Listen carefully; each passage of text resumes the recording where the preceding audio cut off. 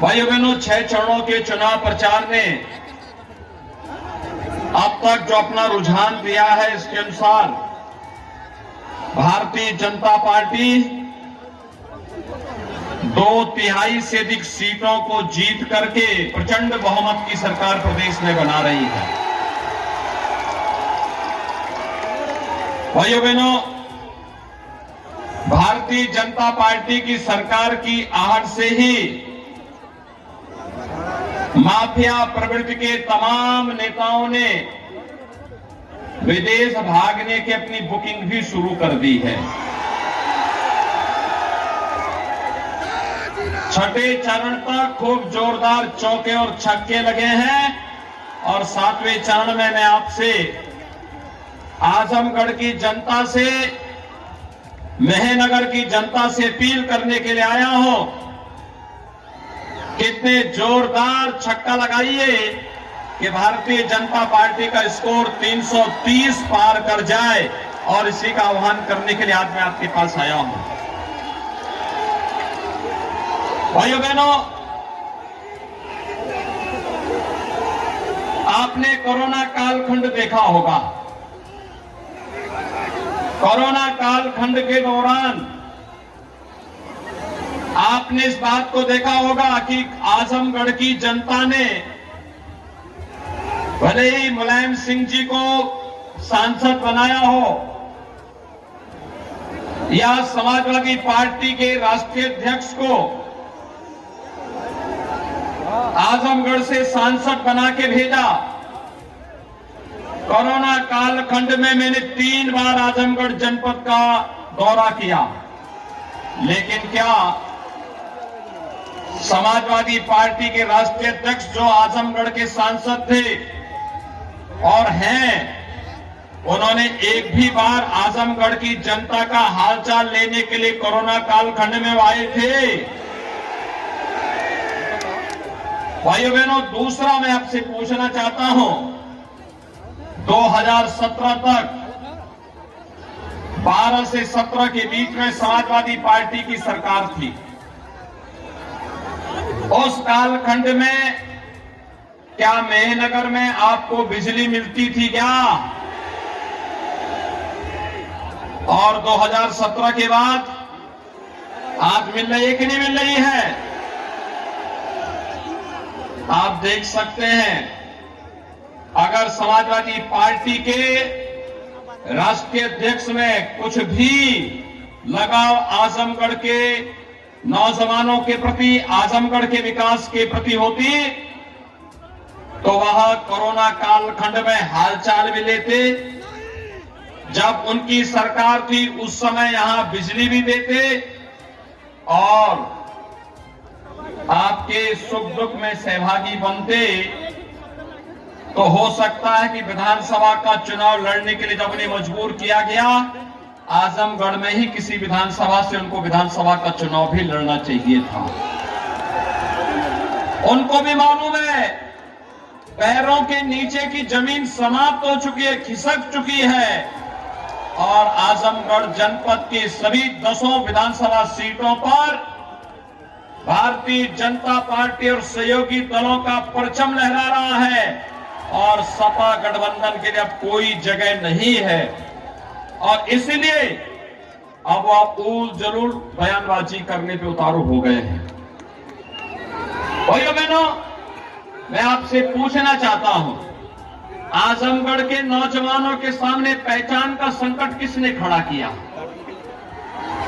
आजमगढ़ का नौजवान, यहां तो ये क्रांतिकारियों की भूमि रही है, साहित्यकारों की भूमि रही है, ऋषि मुनियों की भूमि रही है, और आजमगढ़ के नौजवानों के सामने पहचान का संकट आ जाए, ये दुर्भाग्यपूर्ण स्थिति भी किसी ने खड़ी की तो समाजवादी पार्टी ने खड़ी की।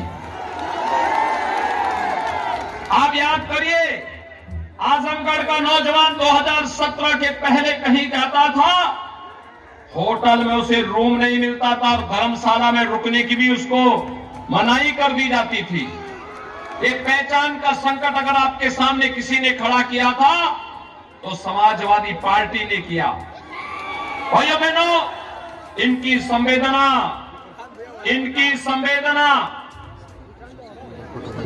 विकास के लिए नहीं थी, गरीबों के लिए नहीं थी, नौजवानों के रोजगार के लिए नहीं थी, किसानों की खुशहाली के लिए भी नहीं थी, बहन बेटियों की सुरक्षा के लिए भी नहीं थी। इनकी संवेदना तो संजरपुर के आतंकवादियों को छुड़ाने के प्रति थी, उनके अलावा इनकी कोई संवेदना नहीं थी। और आपने देखा होगा संजरपुर का वह आतंकवादी जिसे अहमदाबाद सीरियल ब्लास्ट में फांसी की सजा हुई और जिसका एक भाई बटाला हाउस के मामले में सीरिया भाग गया है, उस आतंकी घटना का जिम्मेदार है वह व्यक्ति, दुर्भाग्य से उसका अब्बाजान समाजवादी पार्टी का प्रचारक है। यहां पे समाजवादी पार्टी का दाल में काला है ना, और इसीलिए तो इनको बोला जाता है कि चोर की दाढ़ी में तिनका, इसीलिए कहा जाता है। ये जितनी भी आतंकी घटनाएं घटित हुई, क्या ये समाजवादी पार्टी की सरकार में नहीं हुई थी क्या? अयोध्या में राम जन्मभूमि पर आतंकी हमला हुआ, काशी में संकट मोचन मंदिर पर आतंकी हमला हुआ, गोरखपुर में सीरियल ब्लास्ट हुए, अयोध्या, काशी और लखनऊ की कचहरियों पर आतंकी हमले हुए, सीआरपीएफ कैंप पर रामपुर में हमला हुआ, कानपुर में सीरियल ब्लास्ट हुए, बिजनौर में ब्लास्ट हुए थे। ये सभी घटनाएं समाजवादी पार्टी की सरकार के समय हुए थे। और भाइयों बहनों, समाजवादी पार्टी की जब अखिलेश यादव की सरकार थी, अखिलेश यादव ने इन सभी आतंकवादियों के मुकदमों को वापस लेकर के अपनी संवेदना को भी उन आतंकवादियों के प्रति व्यक्त करने का कुत्सित प्रयास किया था।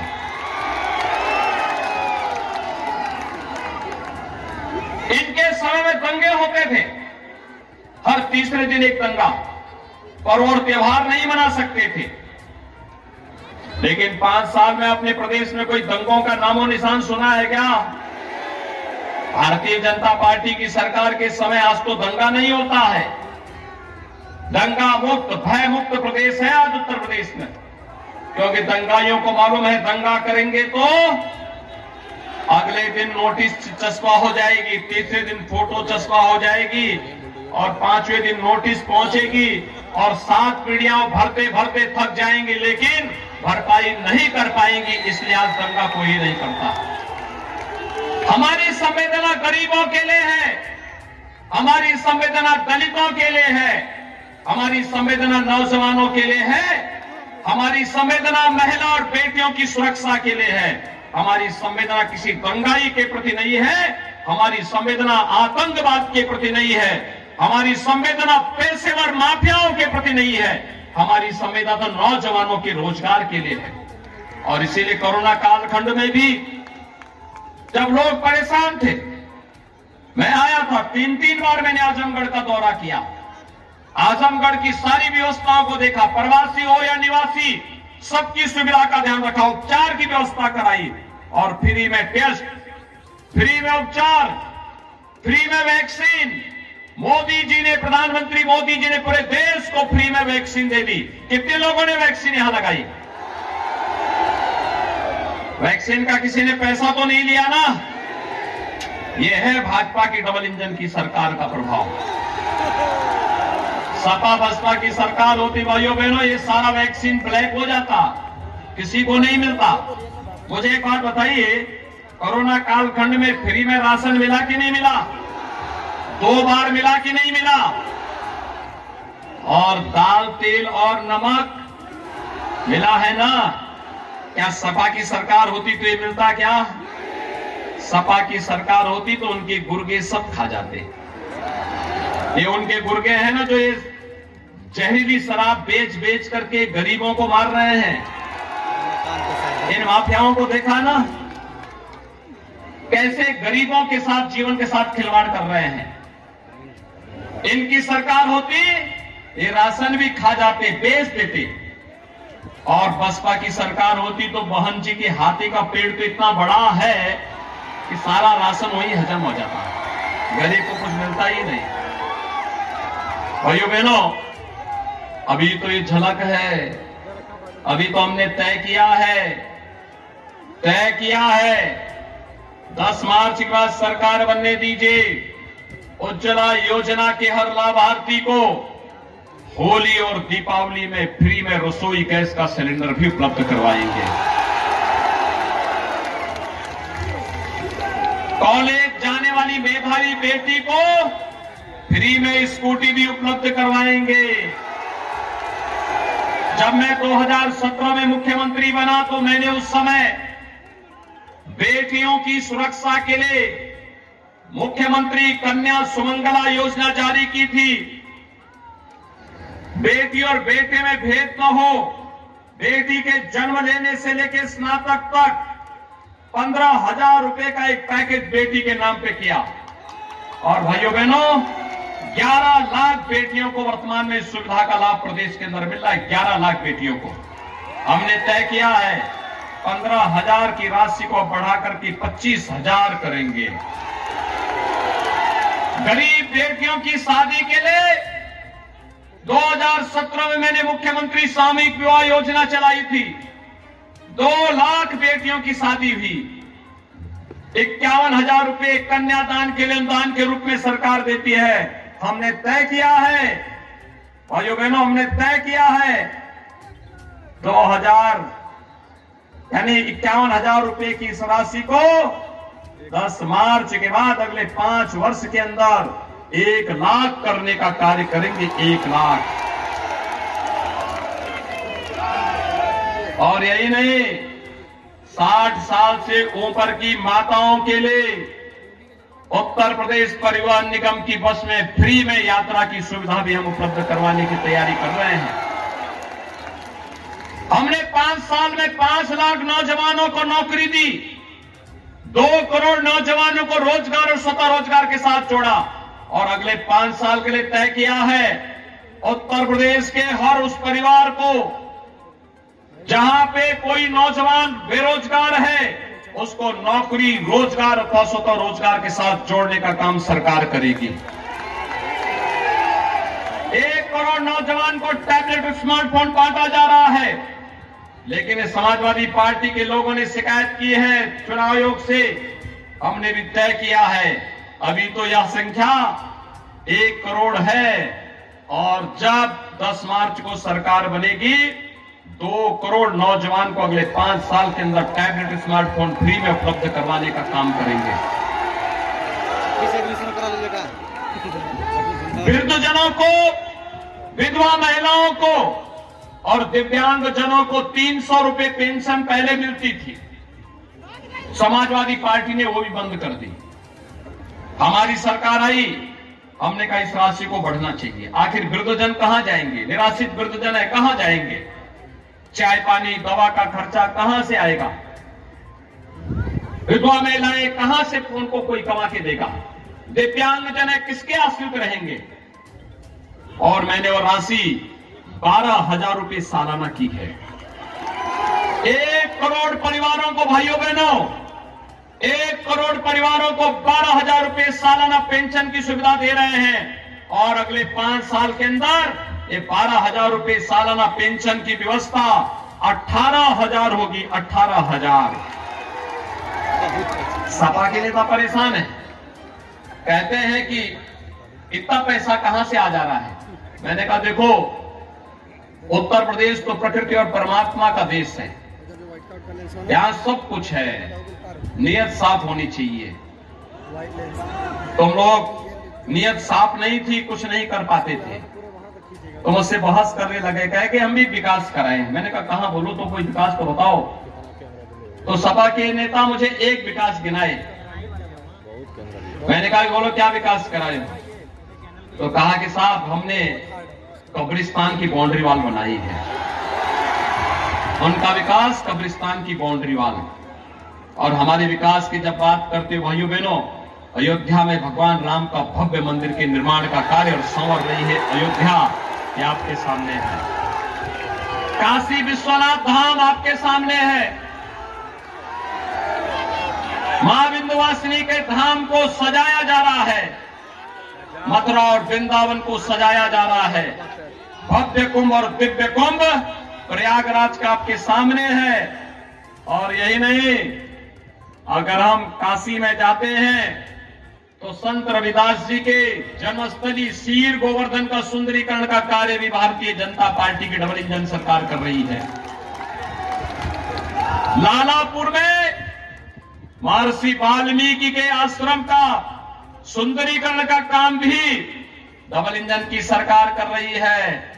और संत तुलसीदास जी के राजापुर में भी उनके जन्मस्थली के सुंदरीकरण का काम भी भारतीय जनता पार्टी की डबल इंजन सरकार कर रही है। और आजमगढ़ की तो बात भी क्या करनी है। आजमगढ़ को पूर्वांचल एक्सप्रेसवे से जोड़ दिया गया है ना। देखो, पिछली बार आपने भले ही 10 में से 1 विधायक दिया, लेकिन हमने भेदभाव नहीं किया।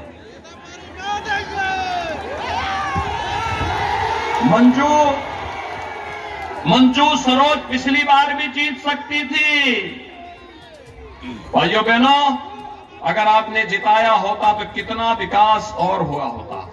देखो, हमने तो मैं पूछता हूं, मुलायम सिंह जी भी यहां से सांसद थे, श्री अखिलेश यादव भी सांसद थे, समाजवादी पार्टी की सरकार भी थी। वह किसी एक कार्य को तो गिना दें, नहीं गिना सकते। आज तो हमने पूर्वांचल एक्सप्रेसवे को आपके यहां जोड़ा कि नहीं जोड़ा। आजमगढ़ को मात्र 3 घंटे में आप लखनऊ पहुंच जाएंगे। पहुंच जाएंगे कि नहीं पहुंच जाएंगे? मैं झूठ तो नहीं बोल रहा हूं ना। और यही नहीं, आजमगढ़ को हम विश्वविद्यालय भी दे दिए हैं।